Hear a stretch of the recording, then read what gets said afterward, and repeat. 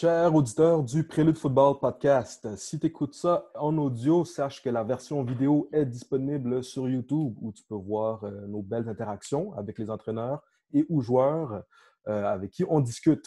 Si tu écoutes ça sur vidéo, sache que la version audio est disponible si jamais tu veux faire des tâches ou quoi que ce soit pendant que tu écoutes le podcast.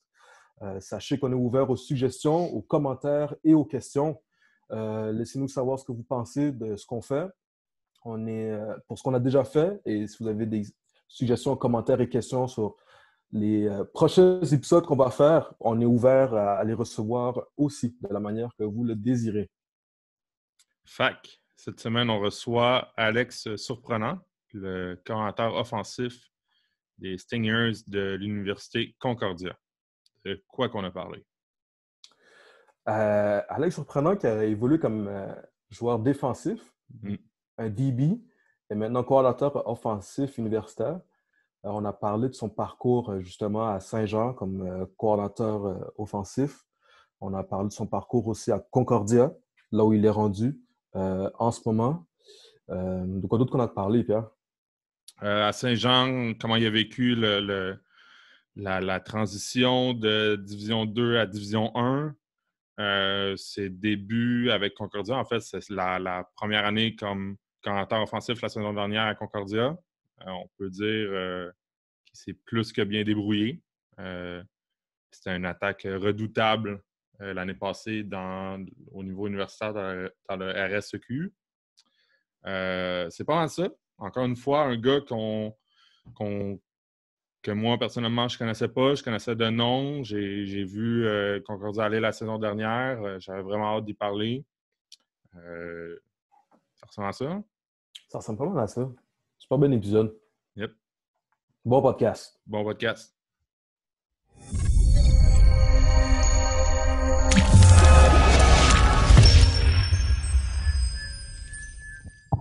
Question habituelle. Je ne sais pas si tu as déjà dû y répondre, mais comment ça va en ce moment avec le confinement, toute la situation? Comment vous gérez ça à Concordia avec les joueurs en ce moment? Ben écoute, on fait comme on peut. Hein? C'est sûr que c'est pas, je pense que pour tout le monde, c'est pas une situation qui est facile. Tout le monde n'a aucune expérience un peu avec cette situation-là. C'est ça qui la rend bien particulière, je pense. Donc, pour moi, personnellement, c'est sûr, là, j'ai 2 jeunes enfants à la maison qui ont été avec nous pendant les 8-9 dernières semaines. Fait que c'est sûr que ma blonde et moi, ça a été de gérer les enfants tout en essayant de travailler en même temps et d'avoir une certaine efficacité. Ça a été un challenge en soi, mais on a eu une bonne nouvelle cette semaine comme quoi il retourne au CPA lundi. Donc ça, c'est déjà quelque chose qui va nous donner un petit peu plus de temps pour reprendre notre efficacité habituelle. Sinon, pour Concordia, ben, tu vois, là, on vient tout juste là, de terminer notre première semaine de summer training, dans le fond. C'est organisé ça par Guillaume Bourassa, qui est notre préparateur physique, et Cédou Junior Aydara aussi, qui donne un bon coup de main. Fait que, tu sais, déjà depuis l'an dernier, on a une espèce de système d'équipe. Fait que l'équipe est divisée en 4. Il y a un système de pointage là-dedans. Il y a des principes de compétition pour rendre ça intéressant pour les gars. Fait que malgré le fait qu'on fait tout ça à distance, on a gardé quand même cette compétition-là à l'interne. Donc, je pense que ça rend les choses intéressantes. Fait que, nos gars sont en entraînement 6 fois semaine comme ils le seraient habituellement. C'est juste que là, la supervision est un peu plus limitée dans ce qu'on peut faire par rapport à une situation normale. Pour que les personnes apprennent à te connaître, puis que pour nous aussi, on apprenne à te connaître, là, on a regardé un peu ton parcours en tant que coach, puis on aime savoir beaucoup comment ça s'est passé de toi, de ton côté, la transition de joueur à coach. Puis si on ne se trompe pas, tu étais un joueur défensif. Aujourd'hui, tu es un coordonnateur offensif. Peut-être aussi nous parler un peu de tes débuts de coach et à quelle position tu évoluais en tant que coach. Oui, ben écoute, moi j'ai fini avec le Rouge et Or en 2009. J'étais effectivement un demi-défensif, là, j'étais halfback. Puis je pense que dès la fin novembre, début décembre, il y a Alexandre Vendette qui était entraîneur-chef à Saint-Jean à l'époque, qui est également un ancien du Rouge et Or qui a communiqué avec moi parce qu'il voulait que je me joigne au coaching staff. Déjà, je dirais, mes 2-3 dernières saisons à Laval, j'avais déjà commencé à me dire dans ma tête que je devais devenir entraîneur. L'élément tactique n'était pas quelque chose que je connaissais beaucoup. Je pense qu'à l'époque, à Saint-Jean, ce qu'on faisait au collégial, c'était un petit peu plus rustique. C'était pas très, très élaboré. Je me souviens d'avoir eu une bonne claque d'en face à ma première année universitaire, où j'ai découvert vraiment un monde qui était beaucoup plus complexe que je pensais. Puis ça, c'était quand même intéressant en soi. Fait que déjà, à travers certains travaux d'université, j'ai pris même si j'étais en administration, je prenais des cours de spécialisation en intervention sportive, en organisation d'événements, en gestion d'équipe, pour essayer de m'informer davantage là-dessus. Fait que ça m'intéressait beaucoup. Puis bon, là, quand j'ai commencé à Saint-Jean en 2010, dès le début, j'étais coordonnateur du recrutement, je coordonnais les unités spéciales. Puis j'étais évidemment entraîneur des demi-défensifs, qui était ma position à laquelle j'avais joué.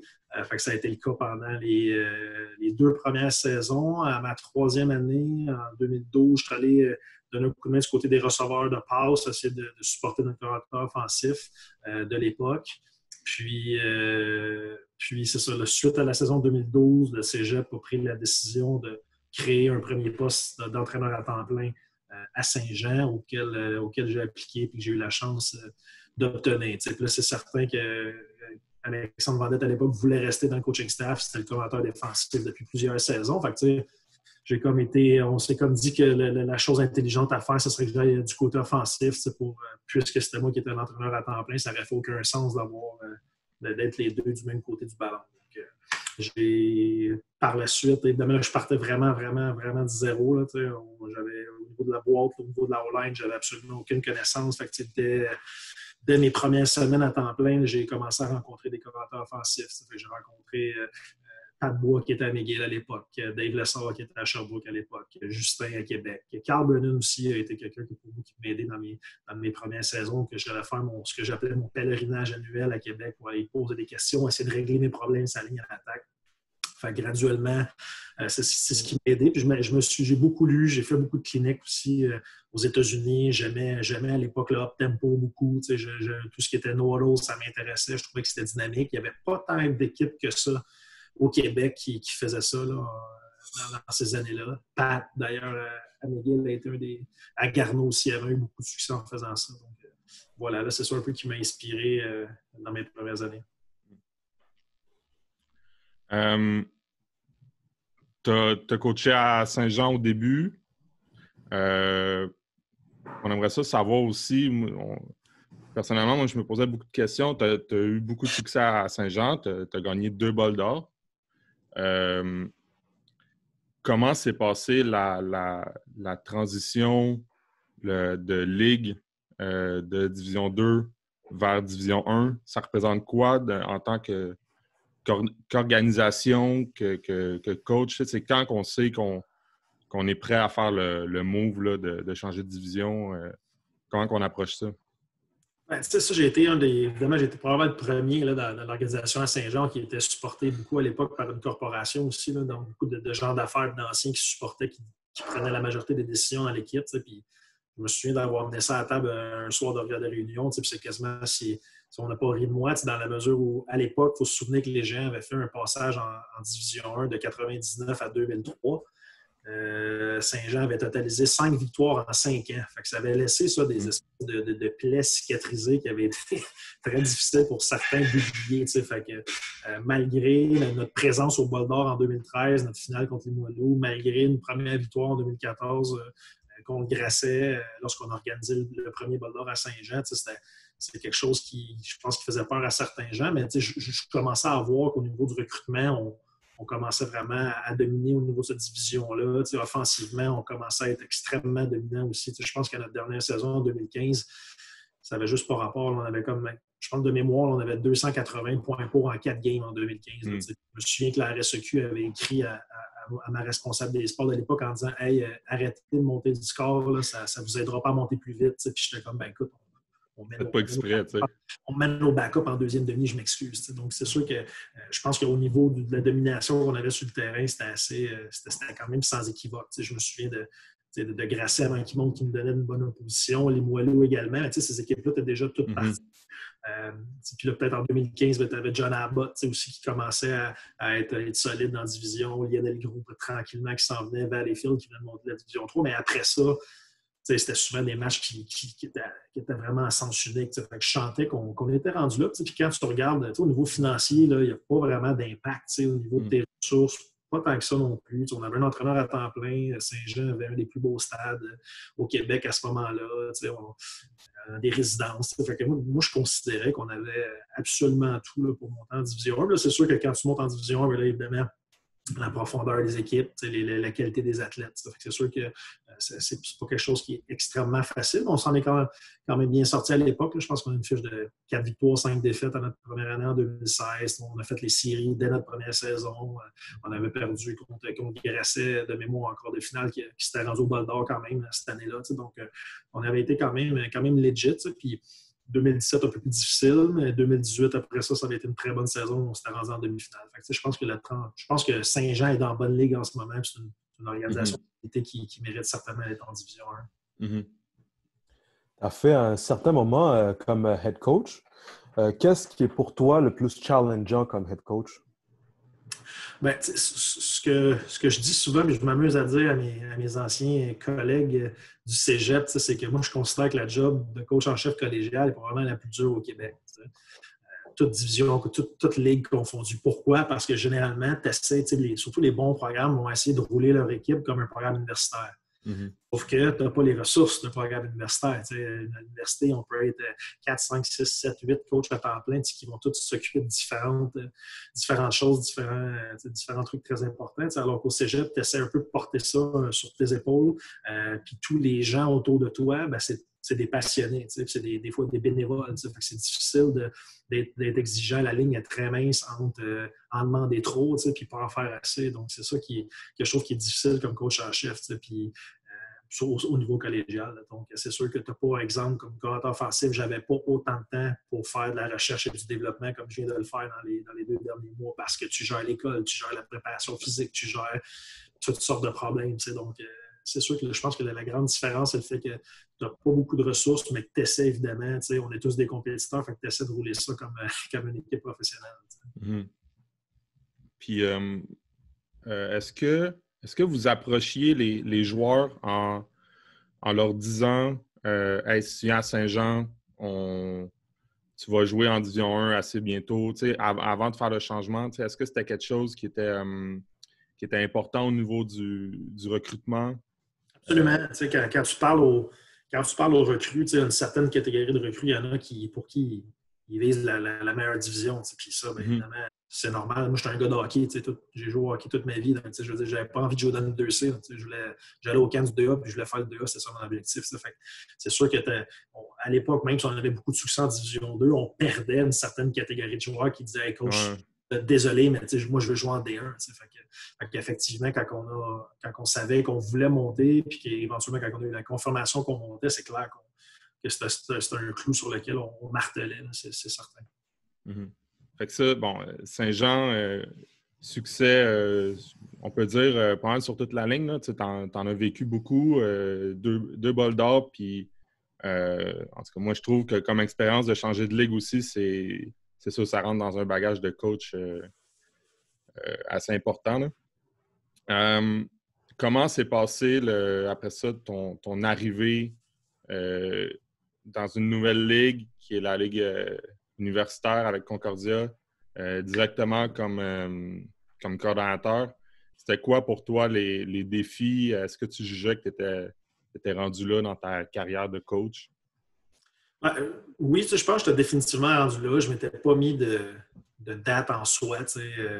L'Université de Bishop, avec mon ami Shérif Nicolas, avait communiqué avec moi l'année d'avant. Ça ne fitait pas. Ma blonde était enceinte de notre 2e enfant. Donc, ce n'était pas un timing qui était super. C'était plus loin de la maison. Fait quand Brad a appelé, il y avait une proximité avec la ville de Montréal que je trouvais évidemment très intéressante. Puis, c'était le fait aussi que je connaissais Guillaume Bourassa, qui est un ancien du Rouge et Or, puis que là, on commençait à parler de Carl Monjoie, de parler de CD au Junior Aida. Pour moi, ça, c'était très, très, très important d'arriver dans un environnement où je savais qu'on parlerait sensiblement déjà quasiment la même langue de A à Z. Là, donc, je pense que ça l'a facilité beaucoup la transition. Maintenant, je pense que le défi, pour moi, c'est un peu lié à ce que j'ai mentionné plus tôt. C'est clair que là, je suis coordinateur offensif, mais j'ai des ressources qui sont disponibles. Cédou travaille avec nous, Carl travaille avec nous. Donc, là, je pense que mon défi, ce que j'essaie de mieux faire en ce moment, c'est d'apprendre à mieux gérer mon équipe. Parce qu'évidemment, au collégial, ça va être très, très souvent un one-man show, tes coachs de position, ils vont arriver à la pratique, puis tu vas leur faire du tableau 5 minutes, tu vas dire, guys, c'est ça le plan, on va faire ça, ça, ça, parce qu'ils font ça, ça, ça, OK, good. On y va avec ça. Alors que là, je veux rendre ça plus participatif. Junior a une super belle expérience de 6 saisons dans la Ligue canadienne où il a joué pour 5-6 commentaires offensifs différents. Donc, c'est d'apprendre à mieux travailler efficacement en groupe. Je pense que c'est ça qui est un challenge parce que de l'autre côté, Junior aussi, c'est un peu son défi. C'est un nouveau coach. Il ne coachait pas avant. Carl, c'est la première fois durant une saison qu'il faisait ça à temps plein l'automne dernier. Donc, même pour ces jeunes coachs-là, je pense que c'est un challenge d'apprendre ce métier-là. Puis, moi, je trouve que étant le 3e plus vu dans le coaching staff, je trouve que c'est déjà un de mes rôles aussi d'essayer de les chapeauter le mieux possible et de les aider à grandir dans ce métier-là. Qu'est-ce qui te manque du rôle de coordinateur, d'entraîneur-chef? Pour l'instant, je veux dire, j'ai fait ça pendant 6 ans de temps. Fait que, je ne dirais pas qu'il y a quelque chose qui me manque par rapport à ça, bien honnêtement. Ça faisait partie des raisons pour lesquelles j'ai accepté le poste. Je trouvais le défi, au contraire, intéressant de ne pas être coach en chef, de pouvoir me concentrer davantage sur l'élément offensif, de faire plus de recherche et de développement, de me concentrer sur les ex-playoffs. Puis c'était vraiment un défi, quelque chose que je trouvais le fun, me fait travailler en équipe, comme je viens de mentionner. Donc, non, je n'ai pas quelque chose qui me manque du fait que je ne suis pas être coach en ce moment. Brad, c'est un gars qui est très ouvert, qui nous permet de gérer nos départements pas mal comme on veut, donc, puis qui est très ouvert à écouter n'importe quelle suggestion. Je suis maintenant en charge du recrutement, donc je suis coordinateur du recrutement, puis ça fait qu'il y a beaucoup d'idées que j'ai amenées, puis c'est souvent accepté. Donc, il y a plein de choses c'est très participatif, c'est un esprit de collaboration, donc ça change pas grand-chose, bien honnêtement. Tu as mentionné que tu peux te concentrer beaucoup plus sur ton offensive. Ouais. Justement, comment tu décrirais ton offensive? Écoute, je pense quand on se compare en ce moment dans la Ligue universitaire, on est une équipe qui va jouer on est probablement en fait l'équipe qui joue le plus souvent à 5 receveurs. On va essayer de maximiser la largeur du terrain. On a un terrain de 65 verges au football canadien, donc c'est sûr qu'on va spreader vraiment la défensive très souvent en largeur. On est une équipe, probablement l'équipe la plus agressive aussi au niveau vertical. Donc, on va être une équipe qui va prendre beaucoup de shots verticales. Je pense que nos statistiques aériennes l'ont prouvé aussi. L'an dernier, on a fini avec la meilleure offensive aérienne. Donc, beaucoup d'RPO aussi. C'est sûr qu'on est une équipe en premier essai qui va beaucoup, beaucoup avoir des jeux d'options. Je pense que tout le monde en fait un peu, mais on est clairement l'équipe qui en fait le plus. Puis ça, c'est du football auquel je crois beaucoup. C'est du football intelligent pour moi. C'est de s'assurer de mettre le ballon à l'endroit où on a un avantage numérique. C'est aussi simple que ça. Je pense que c'est un peu ma réalité à Saint-Jean aussi. C'est sûr que si tu as la meilleure équipe, puis la meilleure line, puis les meilleurs running backs, puis toutes ces affaires-là, des fois, tu peux bien décider de courir le ballon, puis tu es -1 ou -2 dans le board, puis tu vas quand même gagner 6 verges. Mais dans ma réalité à moi, à Concordia ou à Saint-Jean, Division 1, il faut que je sois plus intelligent que ça. Il faut que je mette le ballon à l'endroit où on a le plus de chances de faire 6 verges au premier essai. C'est vraiment ça, je pense, qu'il y a notre identité, c'est d'essayer de jouer du football smart, puis de s'assurer de mettre après ça le ballon dans les mains de nos athlètes comme on l'a fait l'automne dernier. C'est ça, on en avait parlé avec Carl là, dans un épisode précédent. Là, lui, il nous expliquait un peu dans l'affaire, c'était sa première saison à Concordia, puis on y avait parlé si vous étiez mis un objectif offensivement là, avant la saison. Tu l'as dit, vous avez fini premier par la passe. Vous avez fini 2e total à l'offensive. 2e total pour les verges, pour le nombre de points. Non, 2e pour les verges, 2e pour les touchés offensifs, 2e pour les premiers essais aussi. Donc, je pense que pour une première année, quand même, là, c'était très bien. Mais, c'est ça, en tant que toi, là, quand à l'attaque, tu arrives à ta première année, une nouvelle équipe, une nouvelle ligue. C'est nouveau aussi de jouer dans du 3 essais, mais c'est nouveau aussi de coacher dans du 3 essais. C'était quoi, toi, ton objectif personnel avant la saison, tu sais? Honnêtement, j'en avais pas tant que ça, parce que c'était tellement nouveau. Il faut comprendre aussi d'où on vient, là, dans le sens qu'au camp de printemps 2019, là, qui s'est tenu à fin février, on n'avait pas assez de joueurs de ligne pour faire du 12 contre 12. Okay? Wow. Fait qu'on a fait du bash shell. Puis là, évidemment, c'était 2 semaines à peine après mon embauche. Fait qu'il a fallu que je prépare de quoi de très rapide. En fait, pour la seule fois de ma vie comme commentateur offensif, j'ai eu un caucus pendant cette semaine-là. Juste pour te dire à quel point on n'a pas eu le temps de faire grand-chose.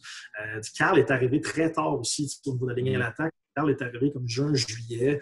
Fait que, on a eu comme une semaine de camp au mois d'août, puis bang, après ça, on joue à Montréal à la maison. Fait que ça, il faut que les gens mettent ça en perspective. Fait que c'est sûr que c'était ça un peu notre challenge, c'était d'être prêt, puis c'était d'être efficace, puis d'essayer d'être le plus sharp possible. Fait que, évidemment, j'ai pas perdu le temps dans mon bureau à me dire « Ouais, attends, j'aimerais ça finir premier dans tel catégorie. » Je connaissais pas mon monde, on n'avait aucune recrue offensive au camp de printemps non plus. Ils sont tous arrivés au mois d'août. Fait que à la limite, je savais à peine c'était qui mon joueur. Là. Fait que c'était vraiment un challenge en soi, juste d'être ready to go. C'était ça qui était le principe. Je pense pas que... en posant ma prochaine question, je pense pas que tu vas te dévoiler de quoi de top secret, là, mais avec justement cette année d'expérience-là en plus, qu'est-ce que tu penses qui va changer peut-être dans ton offensive l'année prochaine? Ou comment tu penses que ça va évoluer? Ou toi, tu as évolué comme coordonnateur offensif? Plusieurs questions en même temps, excuse-moi. Ouais, je comprends un peu où tu t'en vas. C'est sûr que nous, l'année dernière, si on regarde nos statistiques, on peut dire, mettons, si on fait l'avocat du diable, on a été un peu unidimensionnel, qu'on a été très aérien, peu au sol. Je pense qu'on a fini comme 4e au sol sur 5. Évidemment, si on regarde la distribution des statistiques, ça a été beaucoup James Starrell, beaucoup de Jeremy Murphy, puis après ça, très, très peu de verges pour le reste des receveurs. Je pense que d'essayer de diversifier un peu les gens qui vont toucher au ballon, c'est un bon objectif en soi qu'on pourrait avoir. Essayer je pense qu'il y a eu certaines défensives, notamment le Rouge et Or, qui envoyaient des ressources supplémentaires du côté du terrain, justement, parce que nos meilleurs receveurs étaient là. Je pense que c'est sûr que pour nous, dans un monde idéal, tu es capable, comme commentateur offensif, d'envoyer le ballon partout sur le terrain. Est-ce qu'on avait les capacités pour faire ça l'an dernier? Peut-être pas. Des fois, la lecture du carrière nous amenait à aller du côté large, justement, à cause des ressources défensives en extra, puis on avait de la difficulté à faire des jeux. Fait que je pense que ça c'est lié aussi à la profondeur. Il faut qu'au niveau de la ligne à l'attaque, on soit meilleur. Il faut qu'au niveau de nos receveurs 3, 4, 5, on soit meilleur aussi. Donc ça, c'est un challenge pour les recrues qui rentrent, pour les jeunes vétérans, parce qu'il ne faut pas oublier qu'on est une jeune équipe aussi. Là. Je pense que les gens ne sont pas toujours conscients. Là, si tu regardes un peu l'âge du roster qu'on a, on avait la chance d'avoir de très bons joueurs l'an dernier, mais on avait beaucoup de jeunes aussi. Fait que, c'est un peu... Il faut être patient là-dedans aussi. Il faut être déçu si ça prend du temps ou quoi que ce soit. Je pense que c'est un processus. Puis en tout cas, moi, je savais vraiment dans quoi je m'embarquais au début. Avant pas avant, mais en fait, on aimerait ça aussi que tu nous parles un peu de tes expériences avec Team Québec, Team Canada. Encore là, moi, qu'est-ce qui m'a surpris, qu'est-ce que je trouve vraiment le fun avec ton parcours, c'est que j'ai l'impression que tu te mets dans des situations aussi pas instables, mais tu es allé coacher avec Team Québec à la position de DB, tu es retourné coacher une position défensive, après ça, tu es allé coacher avec Team Québec les corps arrière. C'est comment tu abordes ces différentes positions-là avec ces groupes-là, puis qu'est-ce que tu en retires comme expérience là, pour un coach qui des fois, veut s'impliquer dans ces programmes-là, mais des fois, il est un peu réticent parce qu'il n'ira pas coacher la position à laquelle il coach d'habitude. Moi, je pense que ça, c'est une grande erreur. Puis je me souviens plus c'est quel coach de l'NCA que j'ai entendu dire ça d'un podcast, justement, là, il y a quelques semaines, mais il recommandait même à tous les entraîneurs qu'à chaque off-season, tu prennes la décision de te spécialiser dans quelque chose que tu ne connais pas. Puis je pense que ça, c'est important. Puis moi, c'est sûr que comme commentateur offensif, d'être pleinement conscient de ce qui se passe de l'autre côté du ballon, des stratégies qui sont des nouvelles tendances, les progressions de lecture des demi-défensifs. C'est toutes des affaires que je connais très bien. Je pense que ça m'aide comme coordinateur offensif. Le conseil que je donnerais par rapport à ça, c'est que tu as tout intérêt à essayer de mixer tes affaires. Puis je pense que dans les 3 dernières années, j'ai tout fait. J'ai fait une unité spéciale défensive, offensive. Fait que ça me permet tout le temps de rester au bout du jour. Puis des fois, c'est quoi? C'est l'opportunité et tu vas-tu dire non parce que c'est pas la position dans laquelle tu es le plus confortable. Je pense que ça fait aussi partie de sortir de sa zone de confort de temps en temps. Puis quand je suis retourné avec les unités spéciales avec Coach Lessard en 2018 avec les moins de 16 ans, je n'ai pris du temps à me préparer parce que ça faisait plusieurs années que je n'avais pas fait ça. Ça avait été un challenge en soi. C'est ça qui rend ça intéressant là-dedans. Pour moi, ça a été des super belles expériences. Team Canada en 2017, c'était plus observation. C'était comme dans le cadre d'un programme de mentorat. Mais il y avait beaucoup de coachs d'expérience qui étaient sur ce coaching staff-là. C'était intéressant. C'était aussi ma première expérience dans le foot à 11. J'avais carrément jamais fait ça en tant que coach.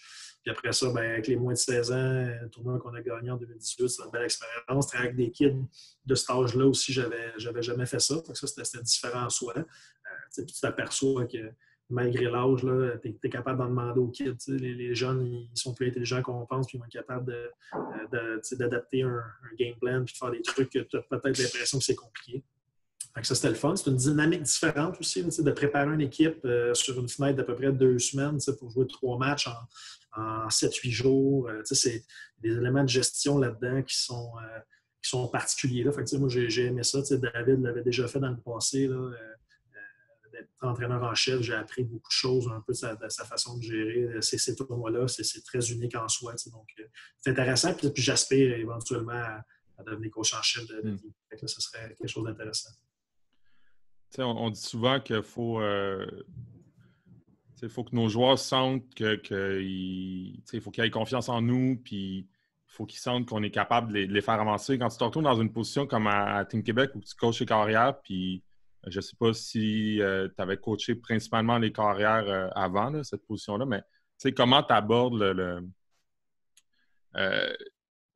est-ce que tu leur dis peut-être j'ai moins d'expérience? Est-ce que peut-être eux ils le savent déjà d'avance parce que veut pas, ça reste que s'ils vont là, c'est des bons joueurs, puis je suppose qu'ils se renseignent sur les coachs qui vont côtoyer là. Comment tu abordes pour un entraîneur qui hésiterait aussi encore là à aller coacher une autre position? Comment tu abordes le fait que avec tes joueurs, veux pas, tu vas apprendre avec eux, tu sais? Puis que pour un joueur qui aurait peut-être pas peur, là, mais qui aurait une crainte de là, mon coach, il ne sait pas comment ou il n'a jamais coaché à cette position-là. Est-ce qu'il va vraiment m'aider? Est-ce qu'il est en mesure de m'aider? Tu sais, comment tu abordes ça peut-être dans les premières rencontres avec tes joueurs? Tu sais, ce qu'il faut que les gens comprennent aussi, c'est que c'est pas nécessairement le contexte où tu vas avoir le plus de temps pour travailler techniquement les kids. À cause du fait.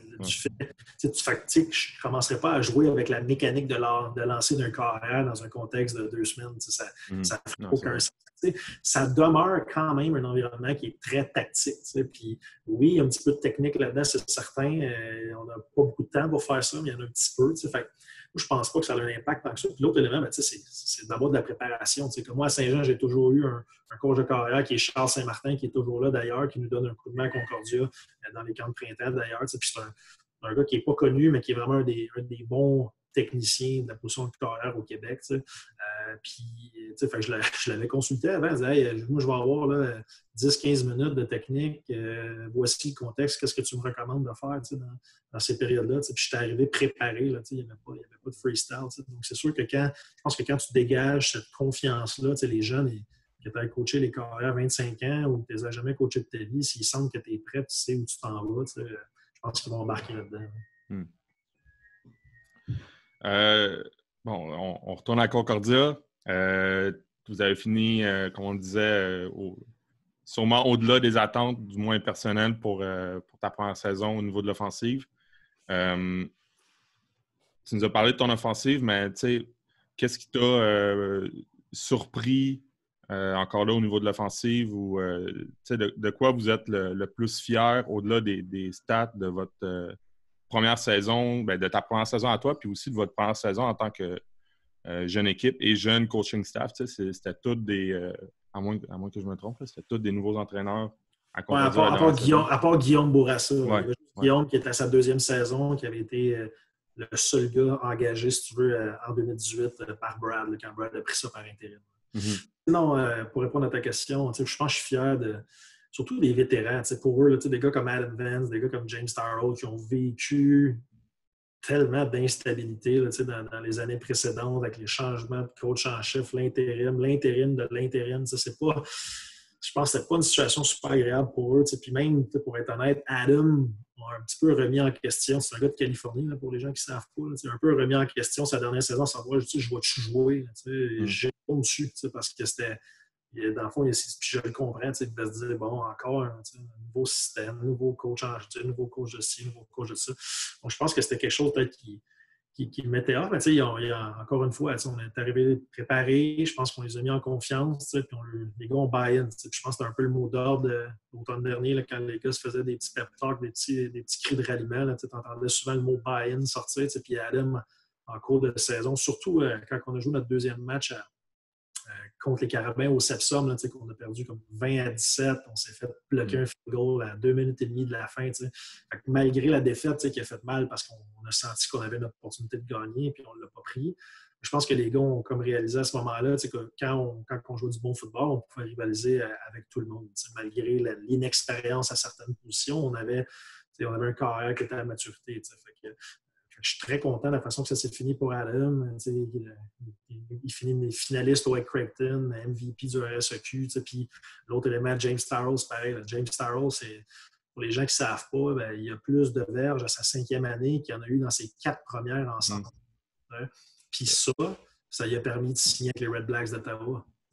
Fait que, moi, je suis super content d'avoir permis à ce gars-là de faire des jeux et de montrer son talent. Puis là, maintenant, il va avoir une chance au niveau professionnel. Fait que, évidemment, ça, c'est des choses duquel je suis très fier.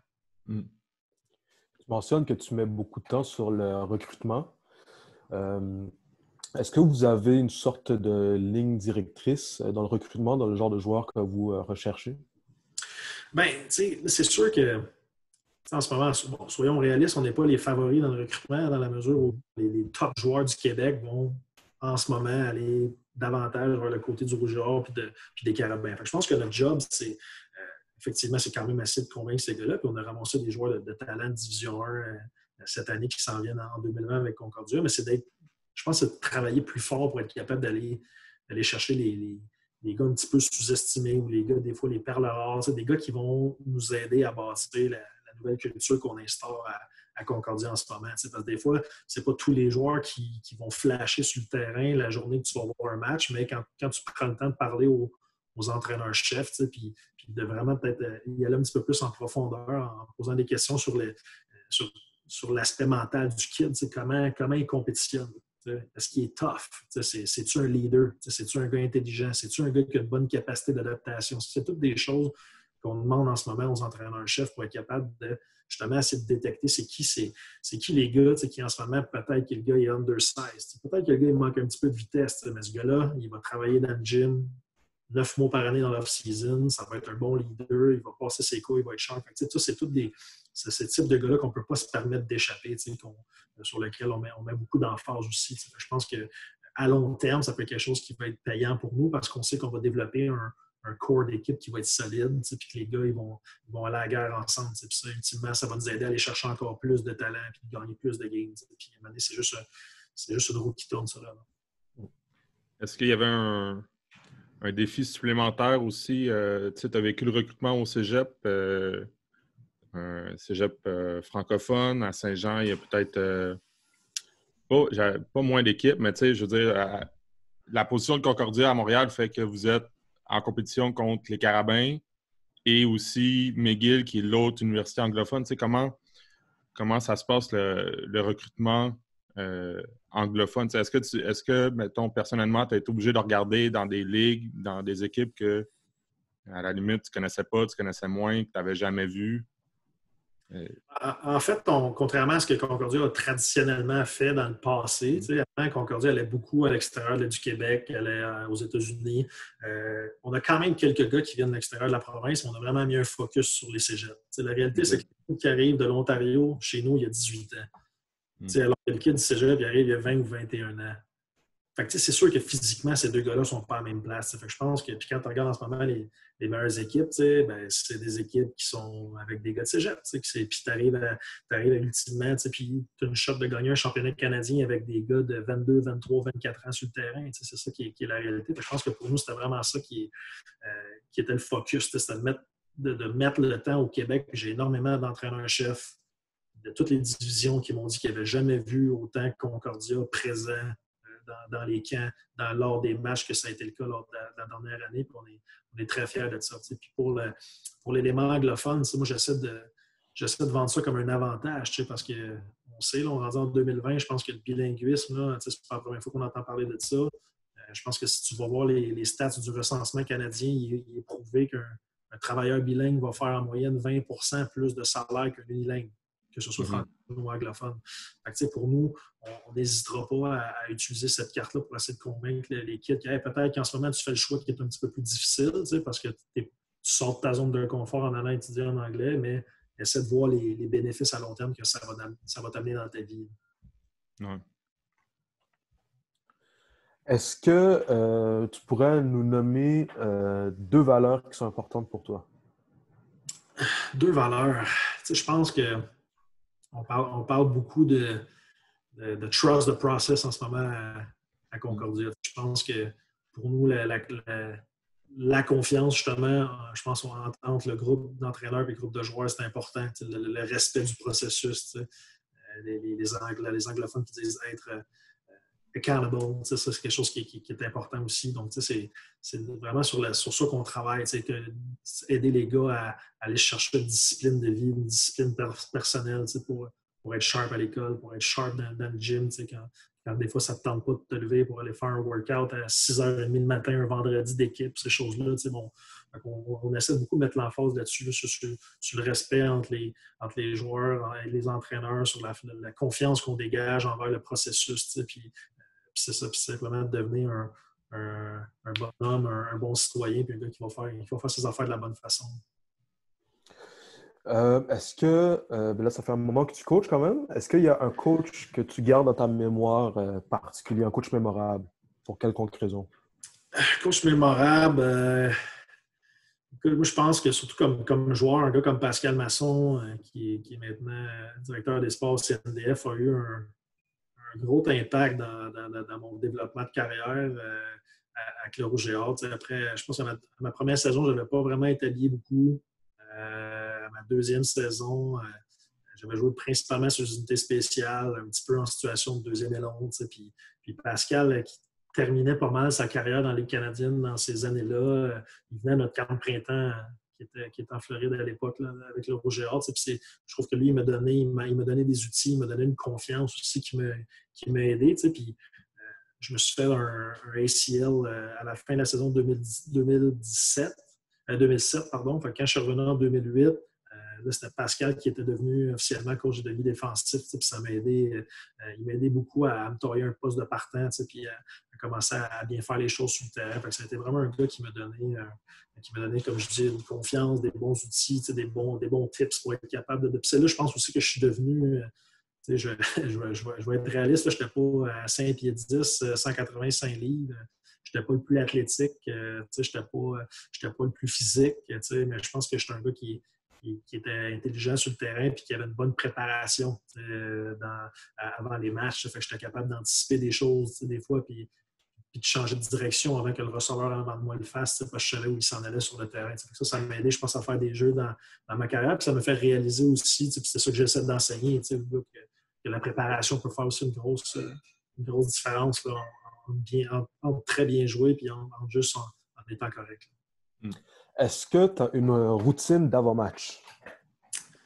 Routine d'avant-match. Écoute, là, ayant changé d'environnement, ça a peut-être changé un peu. Là. On essayait d'aller faire notre lift, une petite muscu avant le match en 2019. Là, on profitait des installations, là, un petit cheat pump, essayer de se donner un peu. Là. Fait que, c'est peut-être des choses qu'on a faites. Comme joueur, j'avais un pattern qui était très précis aussi, avec des heures auxquelles je sortais, warm-up, tournée du tailgate, whatever. Là, on faisait des petits trucs du genre. Fait que, j'ai quand même le genre de gars qui a des petites routines. Là. Est-ce que tu as déjà vu ou côtoyé une superstition d'avant-match qui sortait de l'ordinaire?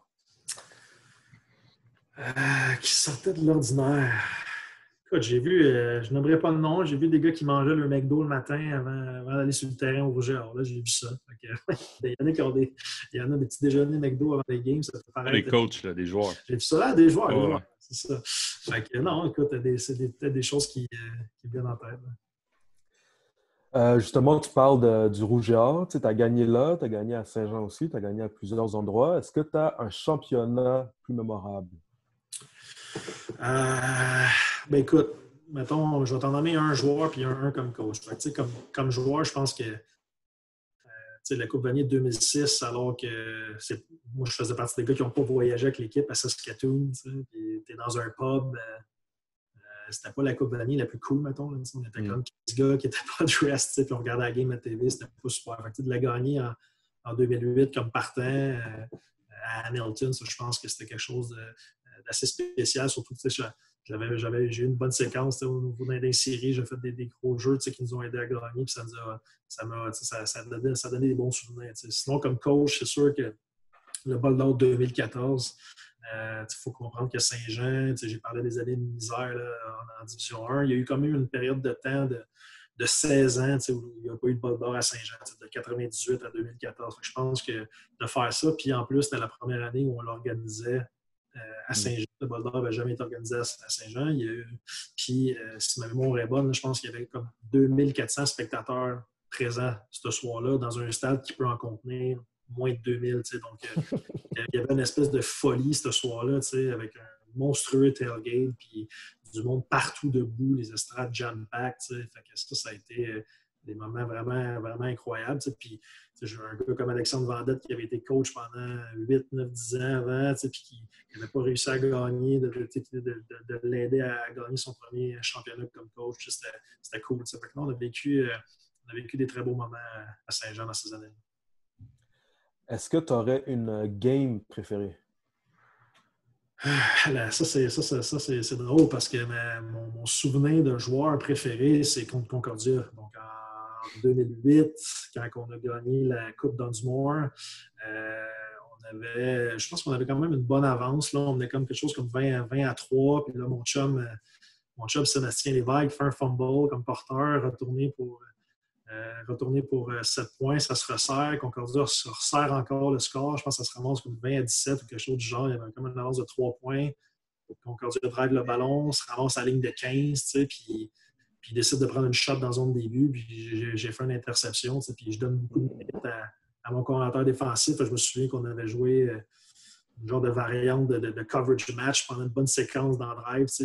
Puis Marc, il a eu la présence d'esprit de changer le cadre juste avant ce jeu-là, puis pour une couverture de zones différentes. Puis je me souviens très bien, on parlait de préparation, je me souviens très bien que Concordia, rendu là, à l'intérieur du 20, faisait une espèce de slant and up, un genre de double move. C'est exactement le jeu qu'ils ont appelé. C'est un jeu qu'on avait vu pendant la semaine, qu'on avait pratiqué parce qu'on savait que ça s'en venait. Donc, encore une fois, moi, je pense que la préparation, ça prouve que la préparation peut faire la différence.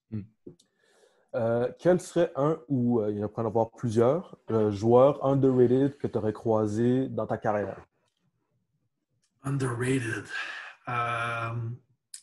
Ça va paraître peut-être bizarre pour les gens, mais je vais parler de Dimitri Morin, qui est avec les Carabins aujourd'hui. Ce qui est drôle, c'est que surtout que les années qu'il y a eu à Saint-Jean, Dimitri, je pense qu'il est arrivé avec les Carabins avec une grosse réputation, des records de passeurs, toutes ces affaires-là. Fait que là, en ce moment, tu dois te dire c'est vraiment pas un gars underrated. Il faut savoir que ce gars-là n'a pas vraiment été recruté au niveau collégial. Fait que, je pense qu'il est allé faire une pratique à Vanier. C'est un gars qui jouait de mémoire. Le programme, ça s'appelle Grande Rivière en Outaouais. C'est vraiment un tout petit programme juvénile, division 3-4, je ne suis pas trop sûr. Puis, à l'époque, c'était Kevin Dupré qui était le premier gars qu'on avait été chercher en Outaouais, qui disait hey, on a un bon carrière en Outaouais. Okay, c'est qui ce gars-là? Dimitri Morin. Personne n'a entendu ce nom-là. Puis même à travers sa première saison, Dimitri, alors qu'il était un backup avec nous, ça n'avait pas été très, très hot. Puis pour finalement exploser à sa deuxième et à sa troisième année avec nous. Je pense que c'est probablement un gars qui a vraiment overachieve les attentes que les gens avaient envers lui quand il est arrivé chez nous. Mm. Qu'est-ce qui serait une erreur qu'une recrue pourrait faire en arrivant dans ton offensive?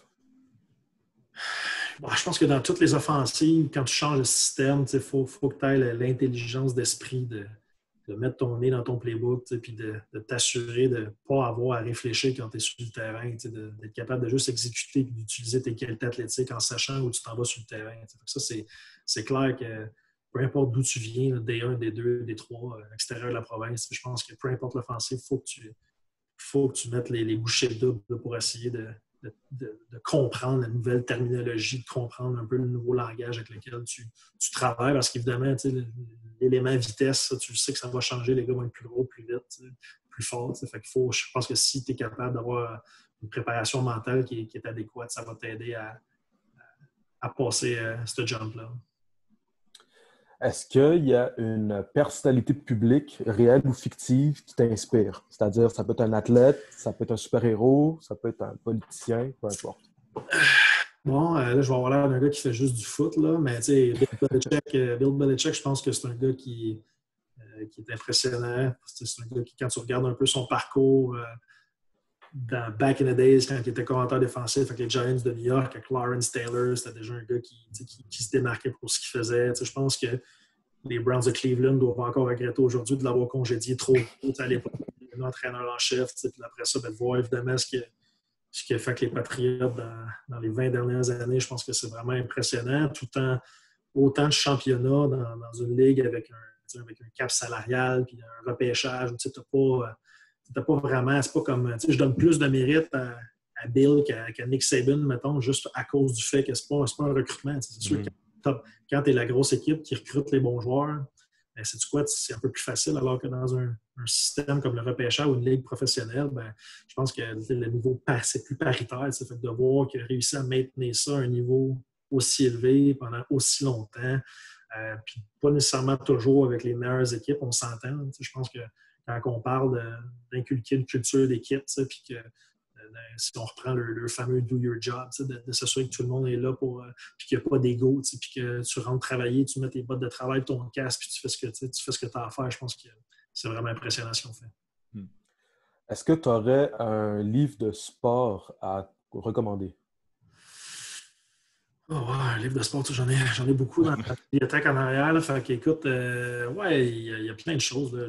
Des fois, pour les gens qui sont plus du type biographie, lire un GSP ou lire le livre de Drew Brees. Drew Brees quand il s'est pété l'épaule puis qui est revenu puis qui a choisi New Orleans over Miami dans le temps. Avec un peu voir vraiment un athlète professionnel travailler, ça peut être impressionnant. Le livre de Mark Trestman aussi, c'est un livre que j'ai trouvé intéressant pour voir à quel point, surtout aux États-Unis, c'est que les coachs de carrière, c'est des affaires flyées qui vivent. Là, c'est du 2 ans, déménage dans l'ouest du pays, dans l'est du pays, au nord du pays, au sud du pays. Donc, ces gars-là, j'appelle ça quasiment des mercenaires, là, tellement que c'est impressionnant. Vend la maison, amène la famille, change d'état. Pour eux, ça n'a pas l'air de les déranger plus qu'il faut. Mais, des choses impressionnantes. Puis, sinon, il y en a tellement de choses. C'est les premiers qui me viennent en tête. Puis, dernière question. Pourquoi un joueur devrait venir dans ton offensive? Ben, tu sais, moi, comme je dis, je pense qu'on n'hésite pas à lever le ballon. On est agressif, on prend des choses verticales, on est dynamique, autant en pratique, même en pratique, en fait, juste à cause du fait qu'on est encore sans caucus aujourd'hui, que tu sois première équipe, deuxième équipe, troisième équipe, tu vas les reps parce que ça roule un rythme d'enfer dans nos pratiques tout le temps. Puis on fait ça pour que, notre développement de joueurs soit mieux, parce que oui, les partants, eux autres, ils vont aller chercher le quantité de reps, mais tout le monde dans l'équipe va aller chercher beaucoup de reps. Je pense que c'est une offensive qui permet de te faire valoir, qui va donner beaucoup de chances de te faire valoir. Puis en plus, ben, on n'est pas l'équipe qui va faire du bon vieux inside zone sans option, à se dire hey, moi je vais être conservateur, je ne veux pas de turnover, je ne veux pas si. Non, un peu comme la Ligue canadienne, on n'a pas peur de lancer le ballon, puis c'est correct. On joue dans du foot à 3 essais. Je pense qu'on est explosif, on est dynamique. Puis comme on l'a vu l'automne dernier, ça donne un show qui est intéressant à regarder. Ben, merci beaucoup, Alex. C'est vraiment apprécié le temps que tu nous as donné. Merci. Ouais, pour de vrai, j'en ai appris pas mal sur toi. C'est vraiment cool. Pierre? C'est ça, on on connaît Carl un peu plus, qui coach la ligne offensive. Personnellement, j'ai l'impression qu'il y a de l'effervescence, il y a un changement de culture à Concordia, puis ça va se refléter, je pense, aussi sur la qualité de cette ligue-là en général. Là. Si en plus tu nous dis qu'il y a un focus qui est mis sur le recrutement au Québec, moi, c'est ça. De l'extérieur, moi, la perception que j'avais de Concordia, c'était ça. C'était une équipe qui allait principalement chercher des joueurs à l'extérieur. C'était ça le pitch. Puis, tu vois, j'avais jamais même fait le lien avec l'âge puis avec la maturité de l'équipe comme tu l'as fait. Fait que je trouve ça vraiment intéressant. Ah, puis nous, on croit énormément au talent québécois. On pense que tu sois D1, D2 ou D3, c'est bon. Si t'es bon, c'est une bonne attitude, on va te trouver. Puis on va essayer de t'amener à Concordia, c'est certain. Non, c'est cool. On va se croiser les doigts pour la saison qui arrive. Je pense en plus, vous étiez, en tout cas, dans ta position à l'offensive, vous étiez clairement sur une lancée. Vous alliez être probablement une offensive à surveiller pour la prochaine saison. Fait qu'on va se croiser les doigts vraiment pour qu'il y en ait une. Ouais, c'est ça. Comme prévu. Mais vraiment, ouais, merci beaucoup. C'était vraiment le fun. C'était un plaisir. Merci de l'invitation. Cool. À bientôt.